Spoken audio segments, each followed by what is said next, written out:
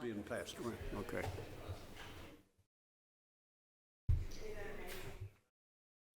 We'll call to order the Board of Zoning Appeals.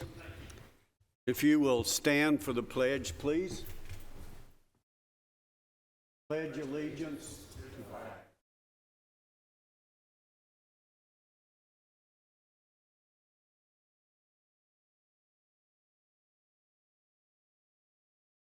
Please remain standing for a moment of silence.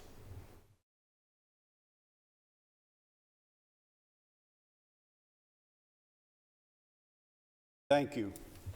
Call a roll, please. Mike Curtis. Here. Amber Brown. Here. Jerry Sartain. Here. Gary Farley. Here. Renee Curtis. Here. Patrick Hale. Here. Zane Cantrell. Present. We have a quorum. You have the minutes of our April 9th meeting. Are there any changes or corrections? Move to be approved, Mr. Chairman. Have a motion to be approved. We have a second. Second. Have a second. Call a roll, please. Mike Curtis. Yes. Amber Brown. Yes. Jerry Sartain. Yes. Gary Farley. Yes. Renee Curtis. Yes. Patrick Hale. Yes. Zane Cantrell. Yes.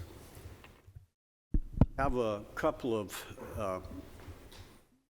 things that we need to take care of. First of all, we have a list of those who are present to pass around. Be sure for everyone to sign that for our record. The second one, look at C. The last name is misspelled.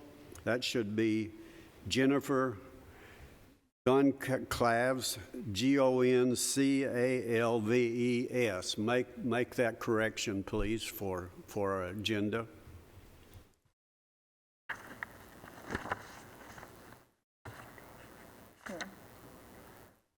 First item we have is a request by Jerry Slater, who is requesting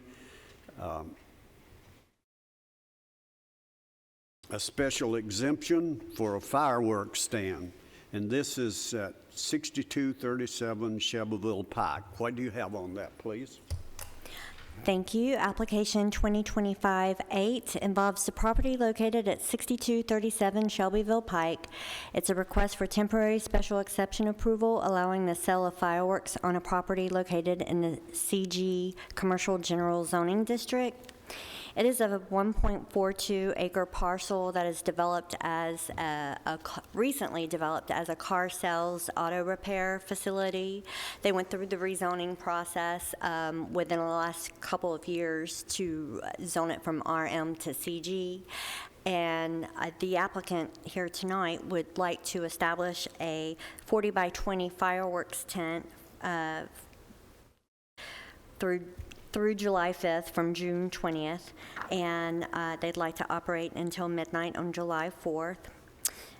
They are not proposing any signage, but any signage they erect, temporary signage, would have to comply with Chapter 12 of our zoning ordinance. And this represents the first request to conduct fireworks sales at this location. So this is the site. So it's been recently, the parking lot has been paved, and the applicant wishes to locate the fireworks tent in this location on the site, and I have a aerial with that highlighted. These are the surrounding areas and the applicant plans. So the aerial here was prior to the actual paving of the property, and they wish to place the tent at this location. We did receive a couple informational calls, but no one called or expressed any opposition. And so we recommend approval of this request, provided that they remain in compliance with the standards for fireworks sales tents, that they comply with the signage regulations. They'll have to demonstrate that off-street parking is located entirely outside of the public right-of-way. We just want to make sure that they know that people cannot park on the right-of-way, that they need to use the parking spaces. We'll verify that the tent is 40 feet from the property line, and obviously, they'll have to comply with all other regulations and get approvals from all other agencies. And that concludes my presentation. Now, that is, when you say temporary, that is June the 20th through July the 5th. That's correct. Okay. Any questions of our staff? Just real quick question. Can you show the up-to-date view of the property? Because I feel like it was recently paved, and I was just curious what the parking. Yes. And so our pictometry is the most recent photography that we have. And this shows, this is from earlier this year after the paving. And then, sorry, that was street view, surprisingly. That was updated. And this is our pictometry. So. Any other questions? Do we have anyone here? I'm sorry, go ahead, Jerry. Is the tent going to be on the pavement or off the pavement?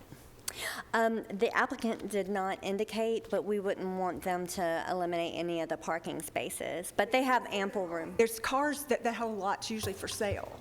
So I don't know where, Alrighty. I don't know where to park. Oh, okay, so, Usually they have to put gravel down. Yeah.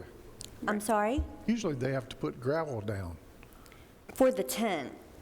Yes, it is required to be on the, I didn't know if they don't put gravel, the tent will have to be on the pavement.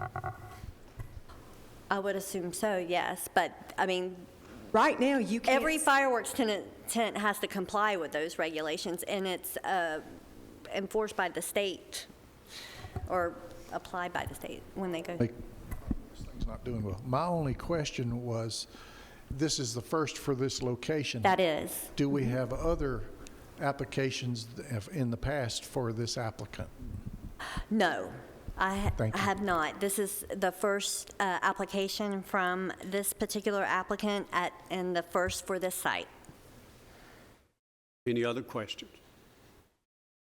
Do we have anyone here representing this request? If you'll come around, please. Come on.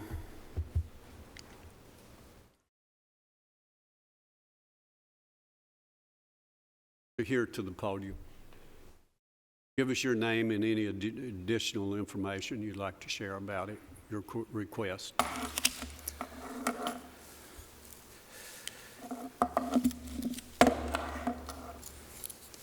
My name is Jerry Slater, and I'm the applicant for 615 Pyro. I've gotten all the required permits from the State Fire Marshal's office. The only permits I do not have are the tent and the sign permits from the county, because I wanted to see if it was approved through the board first before I continued any further. I've got my State Fire Marshal's license, my certificates from the Secretary of State for my the sell and resell of fireworks, for my certificates so I can buy them wholesale. I have all that paperwork here with me if anybody needs it. Any questions? I'm having. Yes, ma'am. Do you run the car lot, sir? No, ma'am, I do not. So do you know that there's cars there Yes, ma'am. constantly? Yes, ma'am. Where are you going to park your customers? He's gonna move there's 24 spots that he has zoned off for parking. He's gonna move those so our customers can get off of 231. But that's required for codes for his business. Yes, ma'am. One, The parking spots are a requirement for his business too. that I don't know. He's moving them from the front to there's two aisles, one in the front and one right next to the building. He's moving the ones in the front to the back side of that the It's just marked hard to parking. sell a car in the back. I don't know. Yes, ma'am. He says he fixes them. I don't know about selling them. That I don't know. So you're saying that the tent is going to be on the pavement? No, sir. It's going to be on the area to the front of the pavement and to the left. So it's going to be on the grassy area? Yes, sir. Do you know per code it's got to be gravelled? I've not read anything that says it has to be gravel. You fix to find out. Okay. Yeah, because it's going to be gravelled. You can't put fireworks on grass. I didn't know Against that. code. So to go off of that, if you find that out, are you going to then consider moving that tent, or would you then lay the gravel? Because if you decide to move the tent onto the pavement, that takes away your parking spaces I or don't your know that, intent. I'm not sure that he would be okay with me putting gravel down in his grass. So I have Okay. no idea if it's even possible that we can even put it there anymore. What I'd do if I were you, Yes, sir. I'd contact the county fire marshal and talk to him about it. Okay, That's where you'll find out about the Okay. code. I will. I will contact him tomorrow. Any further questions? Thank you. You may be seated. We'll open this for a public hearing for anyone who'd like to speak on this request.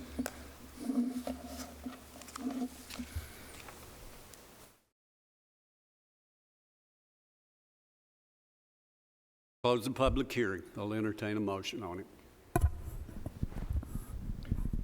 Make a motion that it be approved under the conditions for staff. As said, yeah, it's already there. Do I have a second?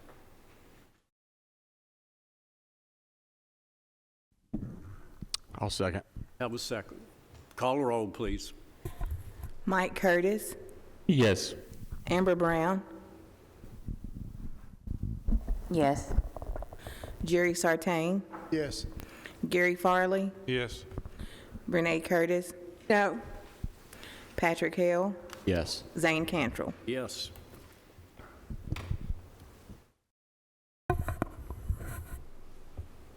The next item is a request by Jared Bussell, who is requesting a special exemption for an accessory dwelling. What do you have on that, please? Thank you. Application 2025-9 involves the property at 6315 North Clearview Drive. It's a request for special exception approval for an accessory dwelling unit that does not meet the design standards for ADUs involving a property located in the RM zone. It's a .57 acre parcel. The applicant would like to convert an existing detached garage into a dwelling unit. They have been made aware of the need for septic soils, and it's their intention to eliminate one of the bedrooms in the primary home to transfer it to the detached accessory structure that will become the ADU.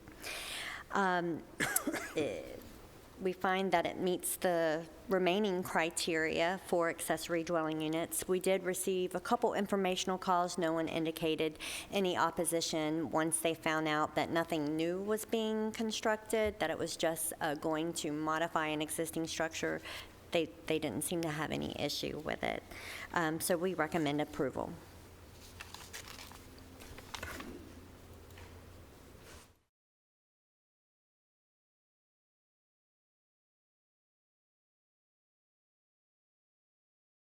Any questions of our staff?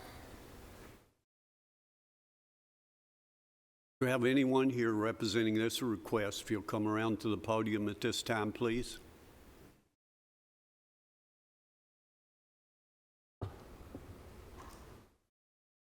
Give us your name and any additional information you want to share about this request. My name is Karis Bussell, Jared's wife, and we have actually lived at this property with my mother-in-law for 7 years, and she is retired, and we're just wanting to make this her primary residence. It is the existing dwelling. We're not planning on changing anything to the exterior, just update the interior with 1 bedroom, 1 bathroom, kitchen, living space. And no monetary gain. We're not using it for Airbnb purposes or any commercial reasons, just for her to have a space to retire and live in. Any questions? Chairman, how many square feet is this ADU going to be? I think it's approximately 1,000 square feet. Thank you. Any other questions? Thank you. You may be seated. We'll open this for a public hearing if anyone would like to speak on this request.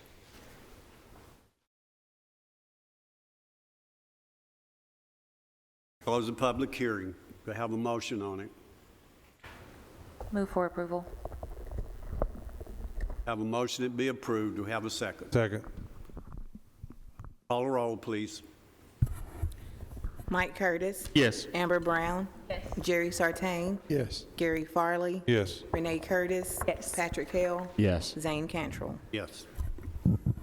The next item is a request by Jennifer Gonclaves, who is requesting a special exemption for an outdoor sale of food. Now, this is a temporary as well. So, as I understand, this is also on a farm. Is that correct? No, actually, it's not. She's just referring to it as a farm stand. Go ahead. Thank you. Application 2025-10 involves the property located at 6100 Hoover Road. It's a request for temporary special exception approval allowing the outdoor sale of food upon a property located in the RL zone. And the applicant's requesting this temporary special exception. They would like to operate a farm stand on the property that will offer baked goods prepared in accordance with the Tennessee cottage food laws. They would also like to sell flowers that have been grown on site. The operation is proposed to occur on Saturdays with the possibility of expanding to additional days based on demand. Hours of operation are proposed from 8 a.m. to 8 p.m. And the farm stand will not be a permanent structure, and as I scroll through it, this is the site in question. It's 1.34 acres and it's directly off Hoover Road. This is the home surrounding area. It's very rural. And the applicant plans on placing the stand, which you will see here, it's like a canopy tent, right at the garage. And she indicated that she had ample space. She's not anticipating a lot of traffic, for this type of stand. So she indicated that she has plenty of parking in the driveway and in the gravel area here. This is temporary, so if you were to approve it, and there were no issues, just like the fireworks stands, they could come back every 6 months. If there were issues, we would require them to come back before you. We find that it meets the criteria for a temporary farm stand or food sales, as long as it complies with Section 1101, limiting the duration of the temporary permit to a maximum of 6 months, and all temporary signage shall comply with Chapter 12 of the Rutherford County zoning ordinance. Informational calls only, no one indicated opposition or being in favor of the request. Do we have anyone here represent? First of all, are there any questions of our staff on this? Go ahead, Patrick. So is this 6 months per year or just one 6 month time frame? 1 6-month period. Okay. Mm-hmm. And they will, just like we had a food stand out in Milton, every 6 months they come and renew their permit. And we've not had any issues with that one. Completely different site, but similar request. So. Any other questions? Anyone here representing this request, if you'll please come around at this time. You're going to bake all those goods yourself? I am, yes.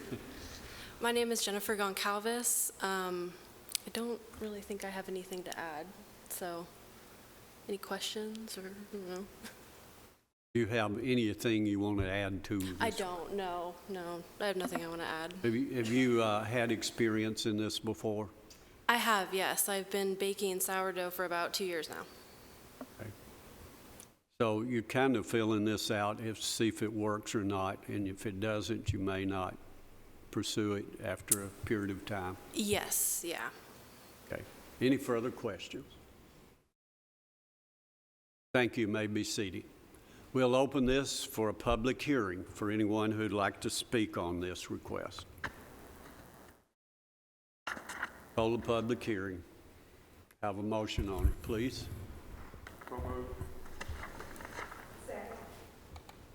Have a motion and a second.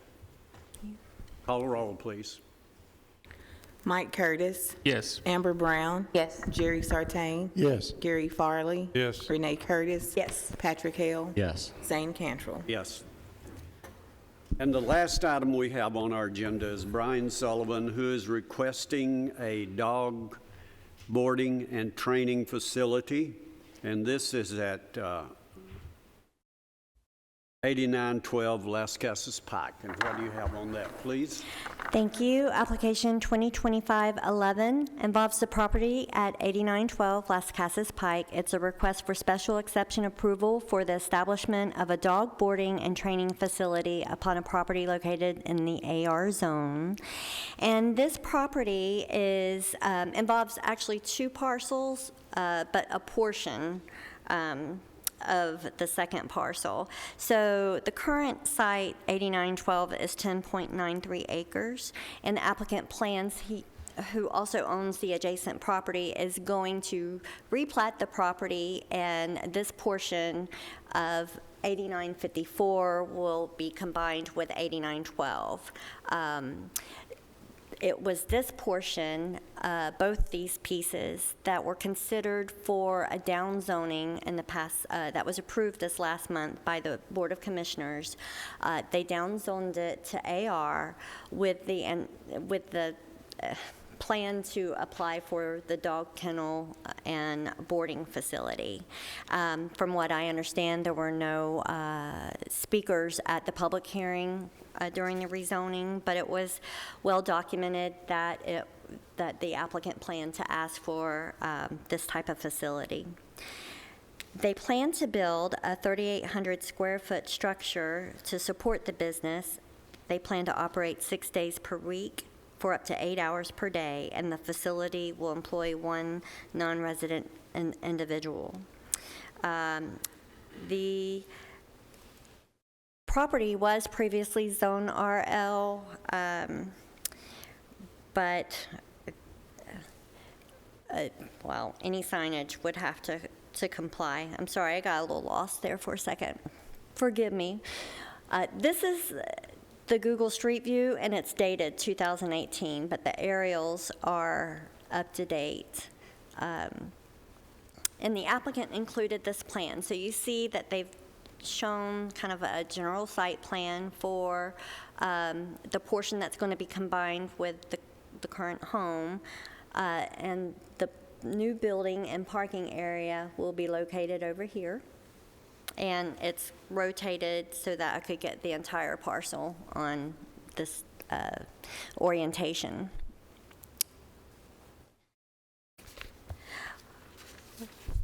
We are recommending some conditions: that the use is operated in accordance with the application material submitted, that the required building, sign, and zoning permits are obtained, that all dogs be housed indoors except during limited outdoor activities in the fenced area. That's for sound reasons. That the kennel building be soundproof to minimize off-site noise impacts. Now, this has been a condition that has been used in previous kennels that we've processed, and so it was included here. You can elect to use it if you approve it or not. And that we'd like to see a vegetative buffer and privacy fence be installed along the portions of the property line adjacent to the outdoor areas used by animals, and that's just to minimize the impact to surrounding properties. But you can see that there is a nice tree line that just borders this property, so he may be able to use a combination of existing vegetation and maybe some privacy fencing. And that concludes our presentation. Any questions of our staff on this? Mike, go ahead. The parcel that they're pulling the 3 acres from, is that going to require a subdivision plat? That will. They will need to submit a subdivision plat. It will need to be reviewed, and that would be before the use is established on the property. Okay. They could probably pull the permits, and we could be going through the process because we would treat it as a detached accessory structure, but they would still need to plat it because it's less than 5 acres. Right, okay, thank you. Good question. I am curious about soundproofing. I mean, what is that exactly? Just insulated building? Yes. Curiosity got the best of me on that one. Right. You know, I've read a lot about dog boarding and training. You know, a lot of people do that. They have a dog that's out of control, and they hire people to take them and get them, you know, and it takes a lot of work. So I don't know how much of that's been done around here. You know, used to, you kick them and they, hey, get them straightened out that way. They don't do that anymore.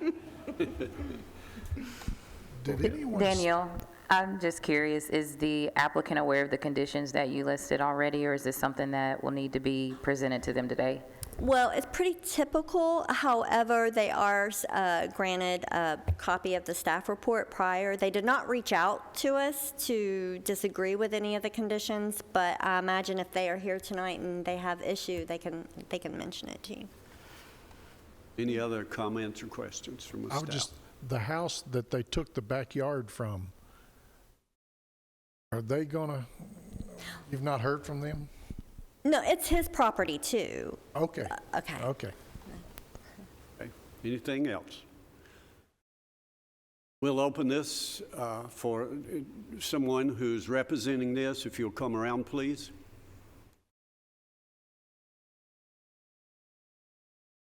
So you're the dog trainer. No, actually I'm not. I'm close to it. Hello, good afternoon. Brian Sullivan, my wife Julie is with me. We're the property owners for 8912 and 8954. My wife and my daughter, who is 22, will be operating the dog training facility. And they went away for 6 months at the end of last year to become certified by Kennelwood in St. Louis, Missouri. So they're very well qualified to operate the business. As far as the questions that were raised and maybe even some of the conditions, we're fully in line and supportive of all those. There was nothing in there that we weren't planning to do anyway. The building will be built to commercial codes, so it'll be a very nice building. Aesthetically, it matches our house and our other accessory buildings, so it'll blend in just fine. It will be fully insulated, both the ceilings, the walls, everything, in accordance to commercial code, so the noise shouldn't be a problem. The training will also be done indoors. This is an indoor facility, so the training room is 40 by 40, and that's where the majority, there'll be some outdoor training, of course, but primarily the training will be done inside, only out for short periods of time. How many dogs at a time are let out at a time? Because I'm personally familiar with it. Yeah, so there'll be a maximum of 3 employees, my wife, my daughter, and then potentially, if it gets big enough, another one to assist with that. So no more than 3 at a time. That would be the most. You're not going to let the kennel out 7, No. 8, 12, and 5. Correct. No, they won't be out just for free time. Go out and they bark for an hour, and then you put them back in. No, they won't be left out like that. No. You know what I'm talking about? No, I know exactly what you're talking about, yeah. Because we've actually had an applicant offer the collars, the bark collars, before us, and that was one of the requirements, that he had a bark collar on if they were out. Outside, yeah. Thank you. Any other questions? Thank you. You may be seated. We'll open this for a public hearing for anyone who'd like to speak on this request. Close the public hearing. To have a motion on it. Move we approve with staff comments. Okay, thank you, Mike. We have a Second. motion. Do we have a second? Have a second. Amber. Okay, thanks. Call the roll, please. Mike Curtis, Yes. Amber Brown, Yes. Jerry Sartain, Yes. Gary Farley, Yes. Renee Curtis. Yes. Patrick Hale, Yes. Zane Cantrell. Yes. Well, that's the end of our business tonight. You don't have anything else. Just a reminder that the July meeting is moved to the 16th of July from the 9th in order for them to be able to fix the sound system in this room. Okay, and you'll get a notice on that too, so in case you forget. Thank you for being here, all of you. We are adjourned.